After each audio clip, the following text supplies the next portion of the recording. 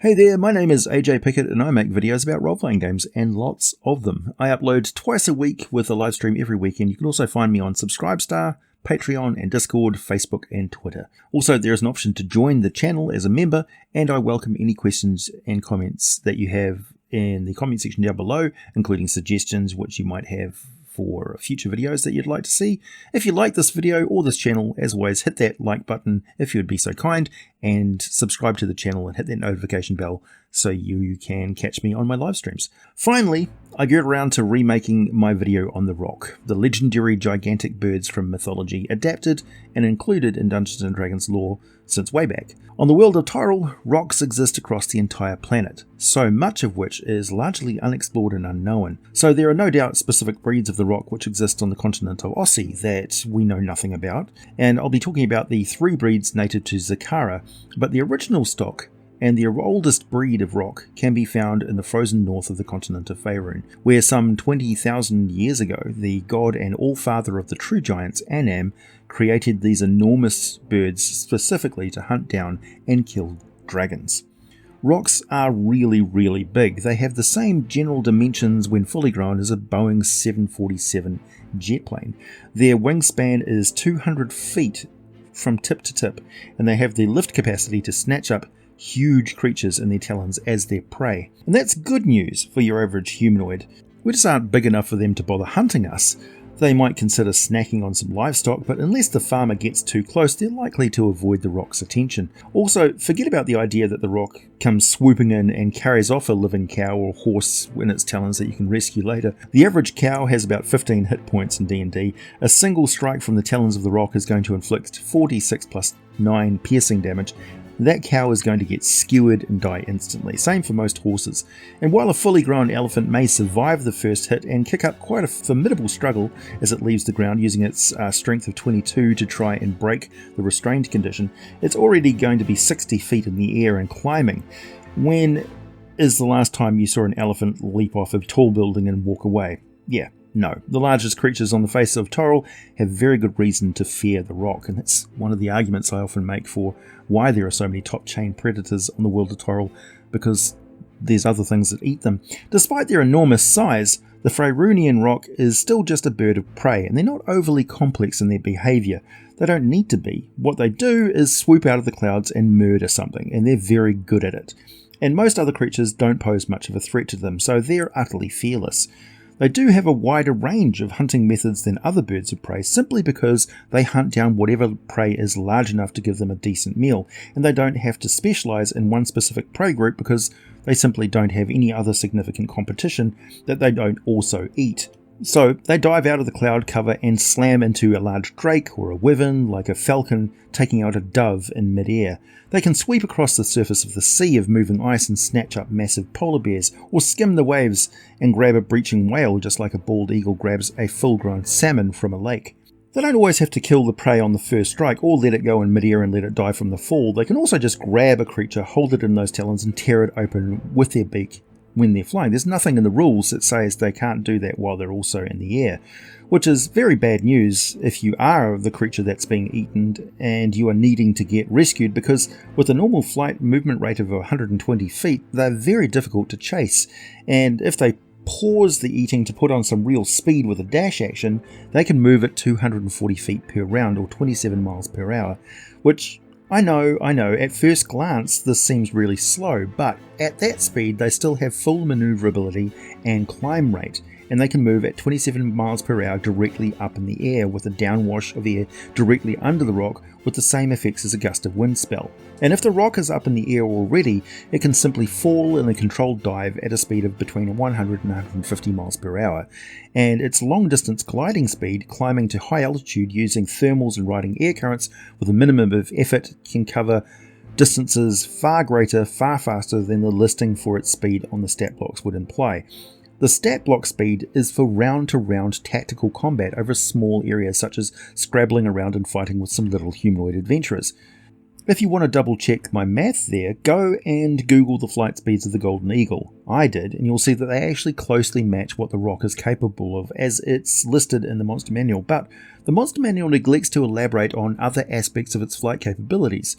It does make it a bit tricky to work out exactly how far a rock can fly in a single day.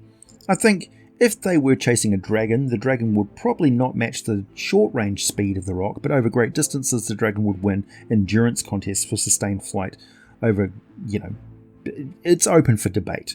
A DM should just consider what they wish to happen in order to add more excitement and interest to their game session.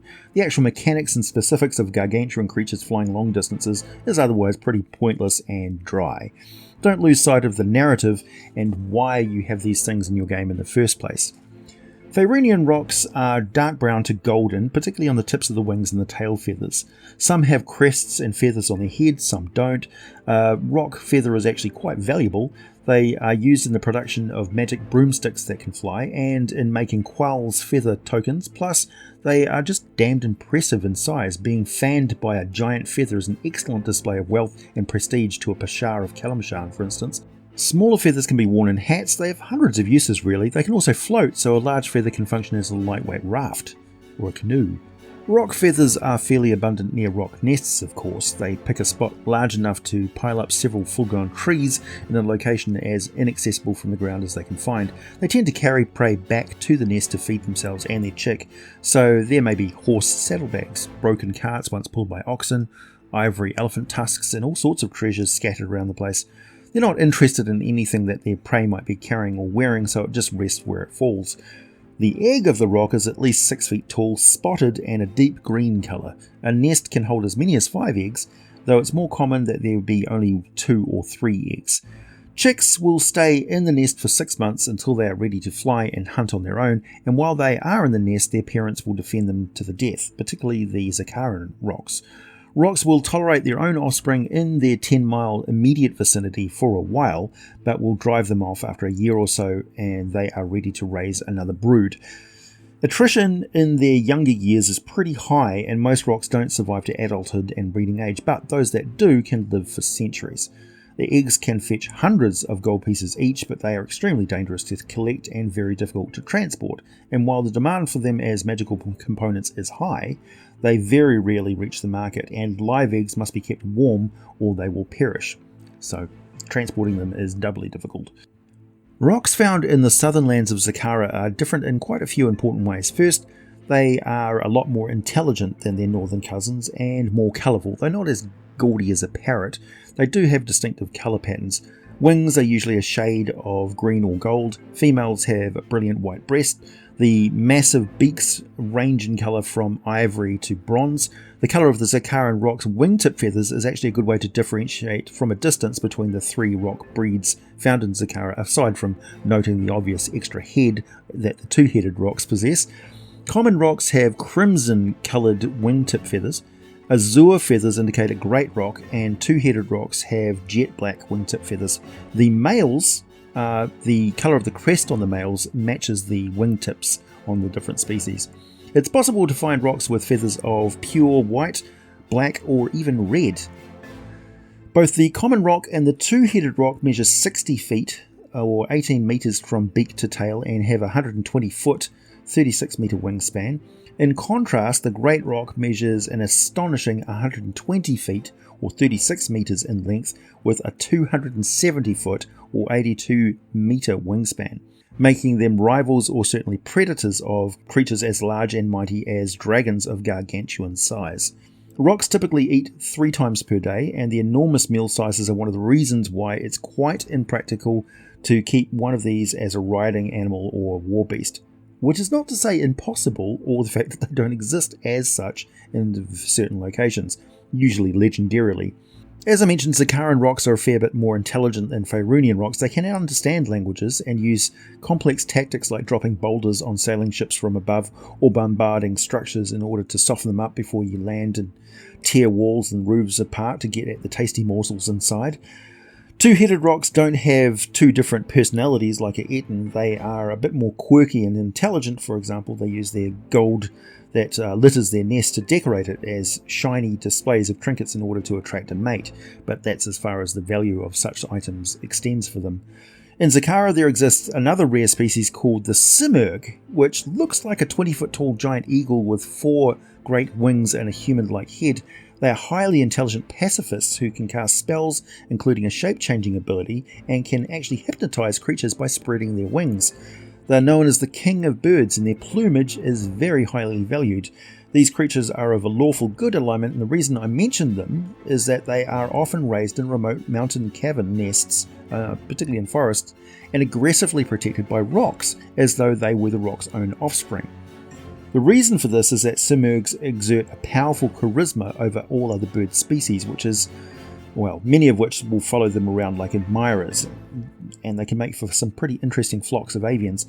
Unfortunately, these beautiful creatures are frequently hunted for their splendid plumage. It's magical. If freely given, a Simurg's tail feather is a wondrous magical item. These feathers radiate continual light and can hypnotize any creature within 50 feet. The feathers are used to make a robe of scintillating colours and also form part of the ingredients of making a potion of rainbow hues. And when used as a quill, they can be used to inscribe magical scrolls of colour spray, hypnotic pattern, rainbow pattern, prismatic spray, prismatic wall, and prismatic sphere. Their feathers are a metallic orange colour, with the tail feathers being very long and lustrous, like a peacock. However, they are exceptionally agile and very fast flyers, whereas peacocks most certainly are not. The stat block for the standard Faerunian rock presented in the monster manual is pretty straightforward. A gargantuan monstrosity, unaligned, armor class of 15 natural armor, with up to 400 hit points maximum and an average of 248. Ground speed of 20 feet, which is impressive, and a flight speed of 120 feet. Strength is 28, constitution is 20. The rest of the stats are very average, and the intelligence list listed as 3. They have advantage on perception checks and rely on sight for their perception checks, and have a +4 to all perception rolls. In combat, they make 2 attacks, one with their beak and one with their talons, +13 to hit for either. They have a 10-foot reach for their beak attack and inflict 48 +9 piercing damage. The talons do 46 +9 slashing damage, and the target will be grappled with an escape DC of 19.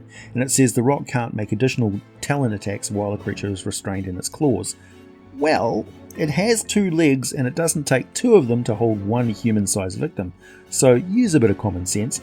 It needs both talons to grapple a creature like a horse or an elephant, but it could easily grab 2 people. While Annam originally bred the rocks, and some are still bred by true giants, particularly the cloud and the storm giants, so many of them were released into the wild after the war with the dragons that most rocks are fully wild and will consider giants as prey. One good way to correct an unfortunate and potentially party-killing attack by hill giants is to have one of them suddenly attacked by a rock that just barrels down out of the sky and suddenly murders one of the giants and then leaves. In Dungeons & Dragons, there's always a bigger fish. Please hit the like button if you made it this far, subscribe if you like what I do, check out my Subscribestar or Patreon for all the full scripts for these videos, buy some Teespring merchandise, wear your geek with pride, and as always, thanks for listening, and I'll be back with more for you very soon.